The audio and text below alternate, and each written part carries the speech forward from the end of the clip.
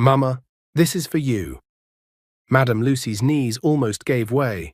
She stood in the middle of the small village road, surrounded by people who had followed her out of curiosity. The sun was high. The air smelled of hot dust and palm oil from a nearby stall. Children had climbed onto a low fence to see better. Women covered their mouths with their wrappers. Men stood with hands on their heads. Right in front of her was something she never thought she would see in her whole life. A new bungalow, big, shining and beautiful, sat on a piece of land where tall grass used to grow. The fence was fresh. The gate was black and wide. The windows sparkled like they had swallowed sunlight. Red and gold ribbons were tied across the entrance, and a huge bow sat in the middle like a gift someone wrapped with love. Two young women stood beside her, each holding one of her hands gently, like they were afraid she might fall. They were identical, same dark skin, same bright eyes, same soft dimples when they smiled, same calm, confident way they stood. Only their clothes showed how far life had carried them. They wore clean, expensive Ankara gowns in white and blue, with stethoscopes resting around their necks like a badge that said, "We made it." Their shoes were neat. Their hair was properly styled. Their faces were glowing, not from makeup alone, but from peace. One of them bent closer and whispered again, voice shaking with emotion. "Mama, please look." The other twin pointed at the bungalow, her finger trembling. "This house, it is yours." Madame Lucy's eyes went wide, her lips opened, but no sound came out. In her mind, she was still seeing another picture. Herself in a torn wrapper, standing in rain, trying to stretch a small pot of food for one more day. She was still hearing the cruel voices that used to call her poor widow as if it was her full name. She was still remembering the day she buried her only son. And now two strangers, two girls she once fed with her last spoon of soup, were telling her that this mansion-like house was for her. Tears rushed to her eyes so fast she could not stop them. They spilled down her cheeks and dropped onto her old brown Ankara, the same one she still wore because it was the only one that didn't remind her of her pain. She turned slowly to look at the twins. "Juliet," she whispered. Then she looked at the other. "Juliana." The twins nodded at the same time. "Yes, Mama," they said together. And that was when Madame Lucy finally believed this was real. But then, a black SUV rolled to a stop behind the gate. The villagers murmured. The twins' smiles faded for one quick moment, as if they had seen something they did not expect. And Madame Lucy felt a sudden cold fear in her chest, because she knew that in Nigeria, when something looks too good, sometimes it comes with a hidden price. She gripped Juliet's hand tighter. "Who is that?" she asked, her voice small. Juliet swallowed. Juliana looked away, and the gate began to open. 15 years ago, there was no mansion, no ribbons, no crowd clapping. There was only a poor widow and two hungry twins. Madame Lucy lived in a small room behind an old row of shops. The zinc roof leaked when it rained. The floor was rough. Her cooking pot was small. Her food never lasted. Some days she sold small items in the market, pepper, onions, and dry fish. Some days she sold nothing and came back home with an empty bowl and a heavy heart. But the heaviest pain in her life was not poverty. It was the loss of her son, Cheek. Chike had been her only child. He was the one who used to carry her basin to the market. The one who used to laugh and call her Mama Queen even when they had nothing. Then one afternoon, a speeding vehicle hit him on the road. By the time Madame Lucy ran there, screaming his name, people were already shaking their heads. That was the day her world turned quiet. After Chika died, some people began to treat Madame Lucy like she carried bad luck. Friends stopped visiting. Neighbors stopped smiling. Even some relatives avoided her, as if grief could jump from one person to another. But Madame Lucy still woke up every morning, tied her wrapper, and faced the day. "Chike," she would whisper to herself, "if I give up, who will remember you?" One evening, as the sun was going down, Madame Lucy was returning from the market with a small nylon bag. Inside the bag was the little she could afford: a cup of beans, a handful of gari, and one sachet of tomato paste. She planned to make a thin soup that night, something that could last 2 days if she was careful. That was when she saw them. Two little girls. They were sitting beside an abandoned kiosk near the road, knees pulled to their chests, hair dusty, faces thin. They looked like mirror images of each other. Their clothes were too big, torn at the shoulders, and stained with dirt. Their feet were bare, their lips were dry. But it was their eyes that held Madame Lucy's attention. Those eyes did not look like lazy eyes. They looked like tired eyes, eyes that had been crying too long. Madame Lucy slowed down. People passed by them like they were not there. A woman even hissed. "Useless children," the woman muttered. "They will bring trouble." Madame Lucy felt something twist inside her chest. She could have walked away too. She had every reason to. She was poor, she was alone, she had little food. She had enough pain already. But then one of the girls lifted her face. Her voice was barely louder than the wind. "Auntie," the girl said, "please, do you have anything?" Madame Lucy stopped completely. She stared at them. "Where is your mother?" she asked. The twins looked at each other, then back at her. Their eyes filled again. "She is gone," the other one whispered. Madame Lucy's heart beat hard. "Gone where?" The first twin swallowed like her throat hurt. "We don't know," she said. "We slept in one place. We woke up. She was not there." Madame Lucy's hands started shaking. She knew what that meant. She had heard stories like this before. Some parents left their children behind when life became too hard. Some children got lost during family problems. Some were abandoned on purpose. Madame Lucy looked down at the small nylon bag in her hand. That food was supposed to last her.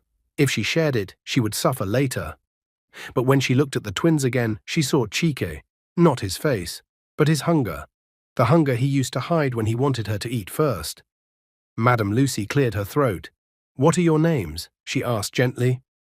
The twins answered together as if they had practiced it many times. "Juliet," said one. "Juliana," said the other. Madame Lucy nodded slowly, then she surprised even herself. "Stand up," she said. The twins blinked. "Stand up," Madame Lucy repeated. "Come with me." Their eyes widened. Are you angry?" Juliet asked. Madame Lucy almost cried again. "No," she said softly. "I'm not angry. I'm just tired of seeing children suffer." Juliana's voice shook. "But we are strangers." Madame Lucy looked at them and said words that would later change all their lives. "Today you are strangers. Tomorrow you can be family." Madame Lucy brought them into her small room. She washed their feet with warm water. She gave them her old towel to wipe their faces. She used her own hands to part their tangled hair gently. Then she cooked the beans. It was not much. But when the twins saw the food, they stared like it was a miracle. They ate slowly at first, like they were scared the food might disappear if they ate too fast. Madame Lucy watched them and tried to smile. After a while, Juliet lifted her head. "Auntie," she said, "why are you doing this?" Madame Lucy's eyes moved to the corner of the room where a small framed photo sat. Her son's picture. She swallowed hard. "My son used to say something," she whispered. "He said, 'Mama, if we cannot be rich, let us at least be kind.'" Juliana's eyes watered. "We will pay you back," she promised quickly, like a child who wanted to be brave. Madame Lucy shook her head. "No," she said, "I'm not feeding you for payment. I'm feeding you because you are hungry." That night, the twins slept on an old mat. Madame Lucy slept on the floor beside them just to make sure they were safe. But while the twins slept, Madame Lucy stayed awake. Because fear had entered her heart. What if someone came looking for them? What if they were running away from something dangerous? What if bringing them in would bring trouble to her door? She looked at their sleeping faces, peaceful for the first time. Then she whispered into the darkness, "God, please, don't let my kindness destroy me."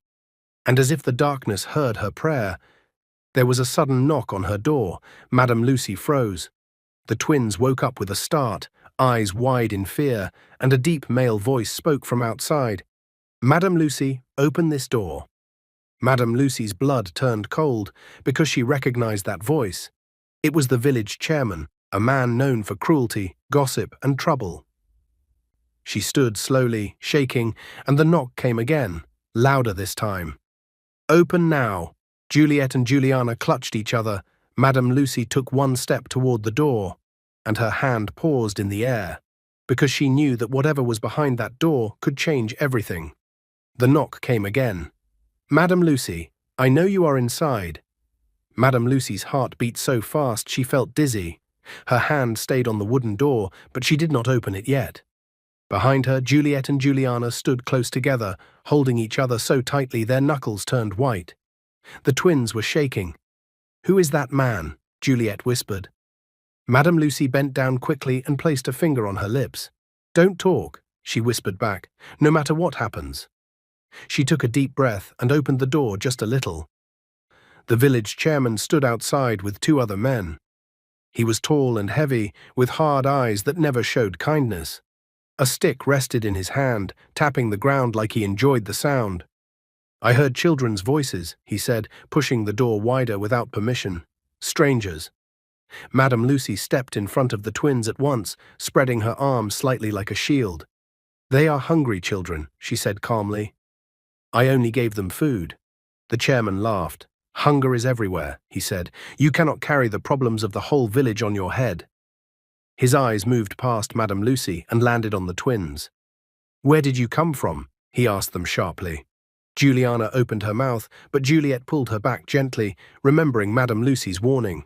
"They are tired," Madame Lucy said quickly. "They will answer tomorrow."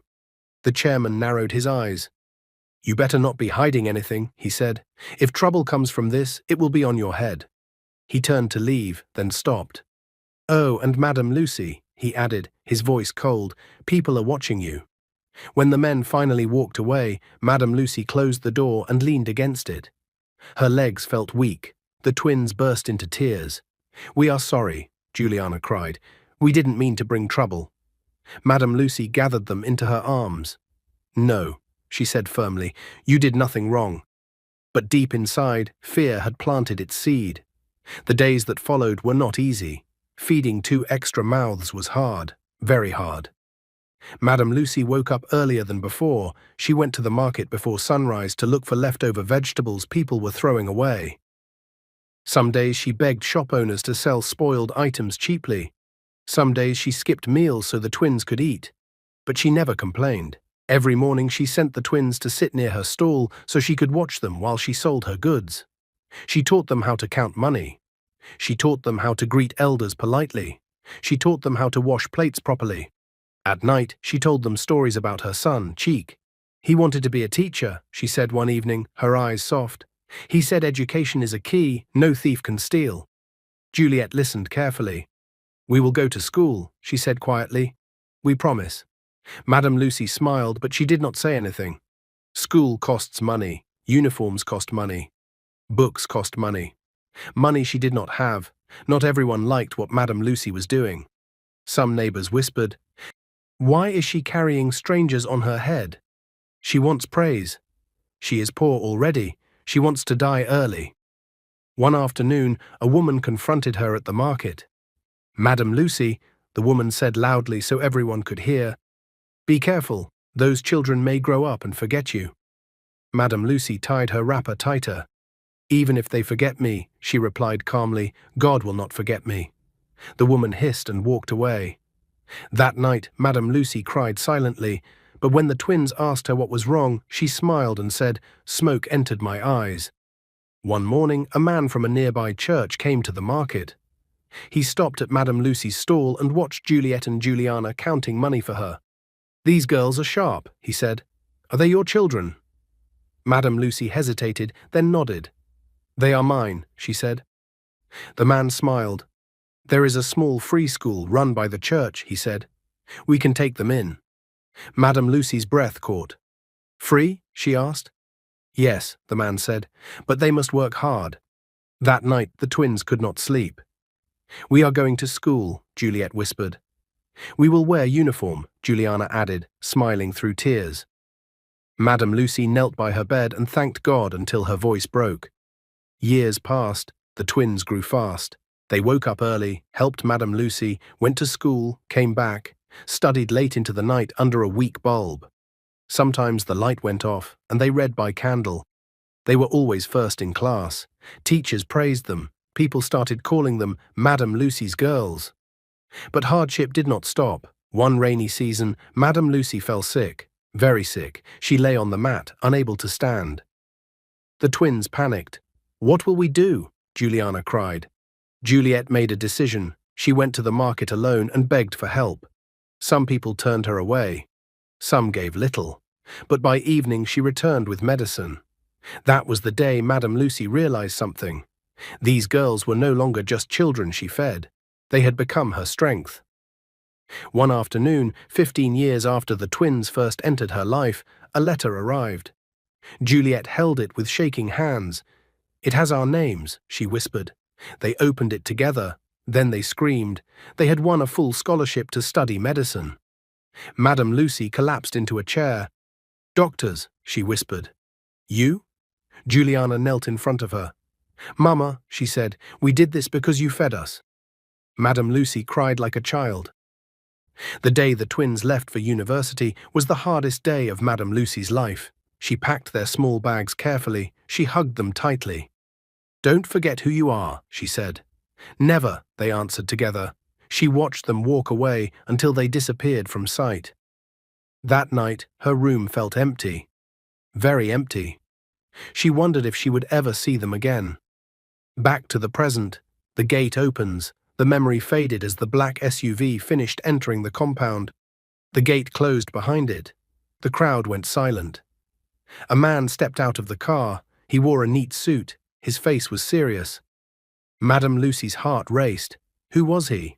Why was he here? Juliet and Juliana exchanged a quick look. Then the man began walking toward them, and Madame Lucy felt a sudden fear grip her chest. Because she did not know whether this beautiful moment was about to turn into another test of her kindness. The man from the black SUV stopped a few steps away from them. The village was so quiet that Madame Lucy could hear her own breathing. Her palms were wet. Her chest felt tight. She held Juliet's hand with one trembling hand and Juliana's with the other, as if letting go might make everything disappear. The man cleared his throat. "Good afternoon," he said respectfully. His voice was calm, not harsh, but Madame Lucy's heart still refused to settle. "Good afternoon," she replied slowly. The man looked at the twins, then back at Madame Lucy. His eyes softened when they rested on her tired face, on her worn wrapper, on the lines of struggle that time had carved into her skin. "My name is Mr. Adeyemi," he said.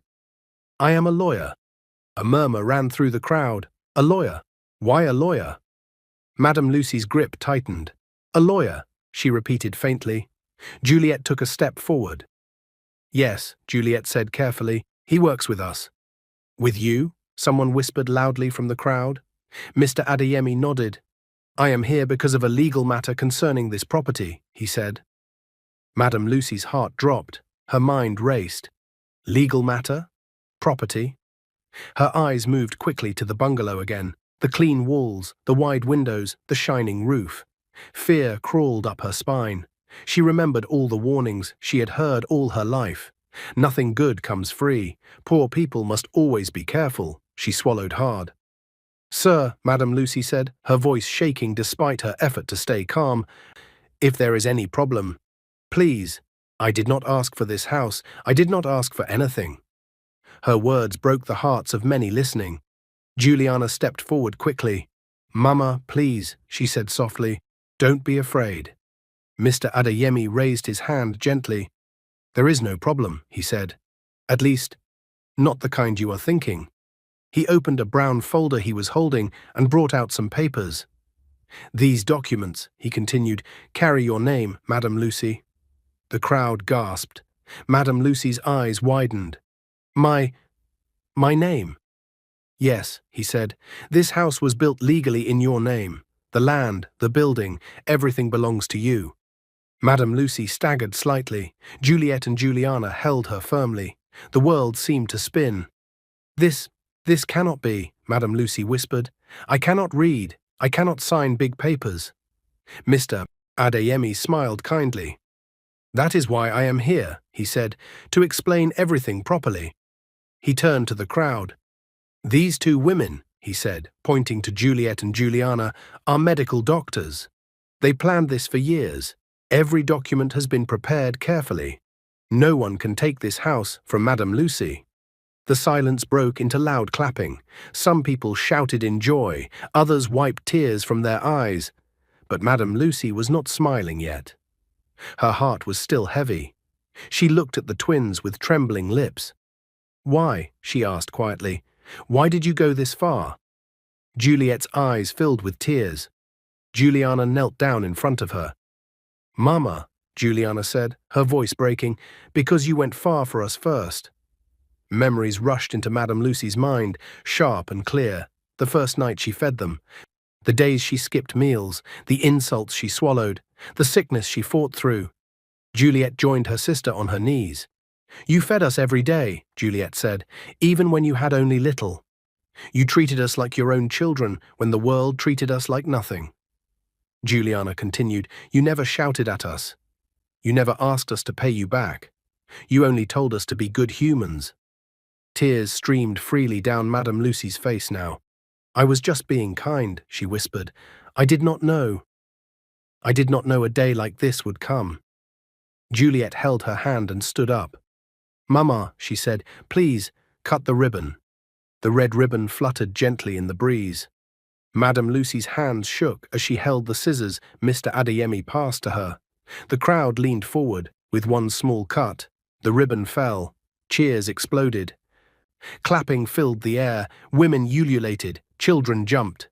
Madame Lucy covered her mouth and cried openly as Juliet and Juliana led her through the gate. Inside the house, the inside was even more beautiful.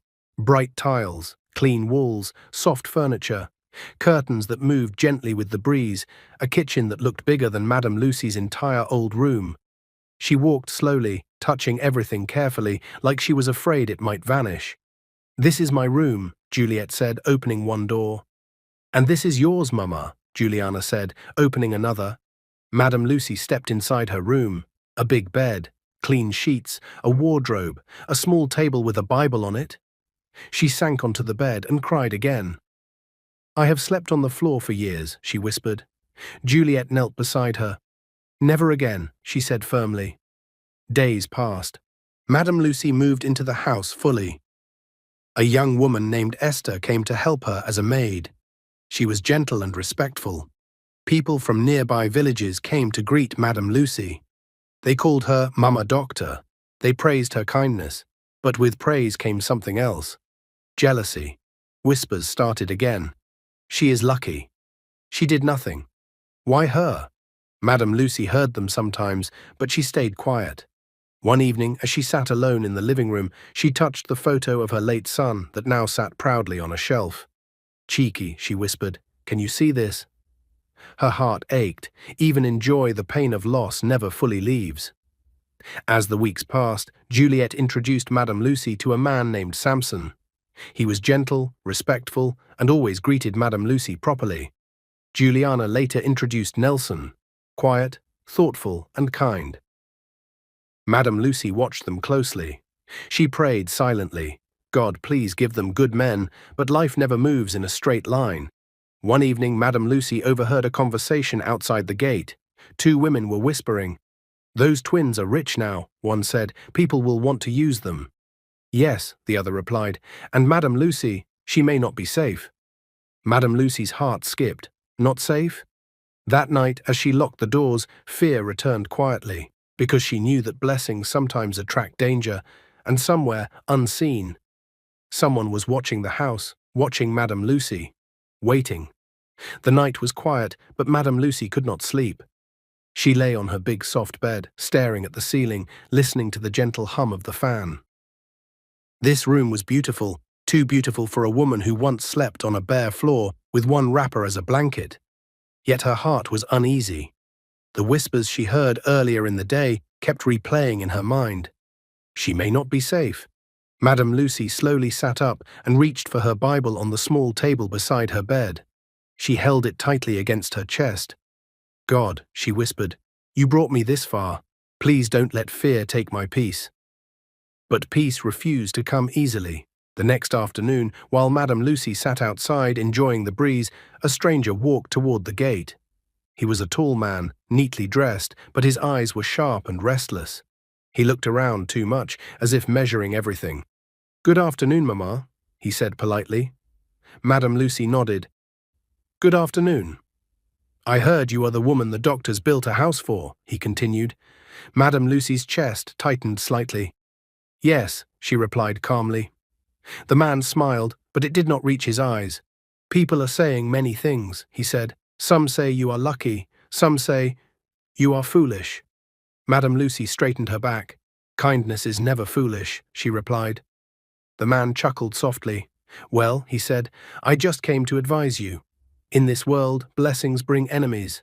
Be careful." Before she could reply, he turned and walked away. Madame Lucy watched him until he disappeared from sight. Her hands shook. That evening, when Juliet and Juliana arrived for their usual weekend visit, Madame Lucy told them everything. Juliet's face hardened. "Did he threaten you?" she asked. "No," Madame Lucy said, "but his words were heavy." Juliana looked worried. "We will increase security," she said firmly. "We will not take chances."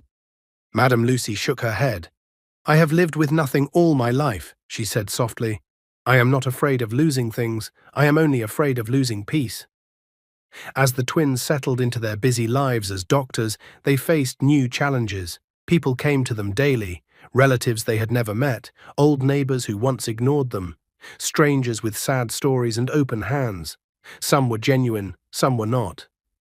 One evening, Juliet sat quietly beside Madame Lucy. "Mama," she said, "sometimes I am scared." Madame Lucy turned to her. "Of what?" "That people may only love us for what we have now," Juliet replied, "not for who we are." Madame Lucy held her hand. "True hearts show themselves with time," she said. "Gold does not fear fire." Juliana faced her own test. Nelson proposed to her that same week. It was simple, no noise, no show. But before Juliana said yes, she asked one question. "If one day we lose everything," she said, "will you still stay?" Nelson answered without thinking. "I met you before I knew your story," he said. "I fell in love with your heart." Juliana cried and said yes. When Juliet later accepted Samson's proposal too, Madame Lucy felt joy and fear mix in her heart. Marriage brings happiness, but it also brings responsibility. One night rain fell heavily. Thunder shook the sky. Madame Lucy was alone in the house. The maid had gone home early. The twins were at work. Suddenly, there was a bang. Something hit the gate. Madame Lucy froze. Her heart jumped into her throat. Another sound followed, metal scraping metal. She slowly stood up and reached for her phone with shaking hands. "Hello?" she whispered when Juliet answered. "Mama, what is it?" Juliet asked quickly. "I hear noises outside," Madame Lucy said. "I am scared." "Lock yourself inside the room," Juliet said firmly. "We are coming." Madame Lucy locked her door and sat on the floor, hugging her knees like she used to do years ago. Her mind returned to the past, to hunger, to loss, to fear. God. Not again, she prayed. Minutes felt like hours. Finally, headlights washed over the compound. Voices shouted. The gate opened. Later, Juliet and Juliana burst into the room. "Mama!" they cried. Madame Lucy broke down completely. Security men explained that some boys had tried to tamper with the gate, hoping to steal valuables. They ran when the alarm went off. No one was hurt, but the message was clear. Blessings had brought danger. After that night, the house became tighter with protection. But more than locks and guards, something else grew stronger. Love. Madame Lucy began to tell the twins more about her life, about her childhood, her dreams, her regrets. She told them about Cheek. "I used to dream of dancing at his wedding," she said one evening, her eyes wet. "I never thought I would walk anyone down the aisle again." Juliet and Juliana exchanged glances. They held her hands. "You will," Juliet said softly. As the wedding day approaches, wedding plans filled the house with life. Fabrics, laughter, tears. Madame Lucy sometimes sat quietly, watching everything. One afternoon, she stood alone in her room, looking at herself in the mirror. "I was once a poor widow nobody noticed," she whispered. "Now life has changed." But change never erases memory. She remembered the hunger. She remembered the pain. She remembered the day she opened her door to two strangers. Outside, villagers gathered again, whispering, watching, some with joy, some with envy, and somewhere among them, a pair of eyes watched with bitterness. Someone who believed Madame Lucy did not deserve this happiness, someone who felt cheated by life. As the wedding day drew closer, Madame Lucy felt it in her bones. Another test was coming, and this one would shake everything. The wedding day arrived like a dream. From early morning, the entire village was awake. Music floated through the air, women dressed in bright colors filled the road. Men stood in small groups, talking proudly. Children ran around laughing, pointing at the decorated cars parked nearby. Inside the house, Madame Lucy sat quietly on the edge of her bed. She wore a simple but elegant lace gown the twins had chosen for her. Her hair was neatly wrapped in a soft headscarf. When she looked at herself in the mirror, she barely recognized the woman staring back. Her eyes were older, yes, but they were also full of life, full of memories, full of gratitude. A knock came on the door. "Mama," Juliet called gently, "we are ready." Madame Lucy stood up slowly. As she stepped out, she saw Juliet and Juliana standing side by side in their wedding gowns. They were glowing, their hands were linked, their eyes were already wet with tears. For a moment, Madame Lucy could not move. She remembered them as thin, frightened girls with dusty feet and empty stomachs. Now they were women, doctors, wives, builders of dreams. She reached out and held both their hands. "My daughters," she whispered. They walked together toward the waiting crowd. The music softened. Everyone stood. Silence fell. Madame Lucy walked between Juliet and Juliana, one arm linked with each of them. Each step felt heavy, not with pain, but with meaning. She walked them down the aisle. Tears streamed freely down her face. People watching could not hold back their own tears. "That is the woman who fed them," someone whispered. "That is true kindness," another replied. At the front stood Samson and Nelson, waiting patiently, eyes filled with respect. When Madame Lucy reached them, she stopped. Her hands trembled slightly as she placed Juliet's hand into Samson's. Then she turned and placed Juliana's hand into Nelson's. "I give you my daughters," she said, her voice breaking. "Love them, protect them, walk with them in truth." The men bowed slightly. "We will," they said together. Madame Lucy stepped back. For a moment she felt empty. Then she felt full again, as if her late son, Chaik, was standing beside her, smiling. The wedding celebration lasted all day. There was dancing, there was laughter, there was food in abundance. Madame Lucy sat among guests, greeting people who came to kneel and greet her. "Mama, your hands are blessed. Mama, you raised good children." She smiled at all of them, but deep in her heart she knew the truth. She did not raise doctors, she raised humans. Life after the weddings was peaceful. Juliet and Samson settled into their home. Juliana and Nelson did the same. But every weekend, without fail, the twins returned to Madame Lucy's house. They cooked together. They laughed together. They prayed together. Madame Lucy no longer felt lonely. She felt needed. She felt loved. 1 year later, one quiet morning, Juliet arrived with a glow on her face. "Mama," she said softly, "I have news." Madame Lucy looked at her closely. "Good news or bad news?" she asked. Juliet smiled through tears. "Good news." That was how Nathaniel was announced. Months later, Juliana came too, smiling shyly. "And mine is a girl," she said. "Her name will be Natalia." Madame Lucy held her chest. "God," she whispered, "you remembered me." The day Nathaniel was born, Madame Lucy held him carefully in her arms. He was small, warm, alive. Her tears dropped onto his soft blanket. "My grandson," she whispered, "you came from kindness." Later, when Natalia was born, Madame Lucy held her too. "My granddaughter," she cried, "you are proof that love never dies." People watched and wondered how a poor widow had become the center of such a beautiful family. But Madame Lucy knew it was not magic, it was not luck. It was kindness, small, quiet kindness, given when no one was watching. Today, Madame Lucy lives peacefully in the house built for her. A maid attends to her needs, but she still insists on doing small things herself. She still greets neighbors kindly. She still gives when she can. She still prays every night. On her wall hangs a framed photo, Madame Lucy in the middle, Juliet and Juliana beside her, Samson and Nelson standing proudly, Nathaniel and Natalia in her arms. Sometimes she sits alone and looks at the photo.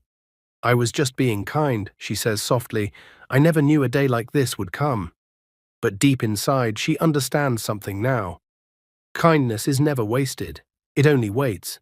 And when it returns bigger than anyone ever imagined. What is your view about this story? Where are you watching from? If you enjoyed this story, comment, share, and subscribe to our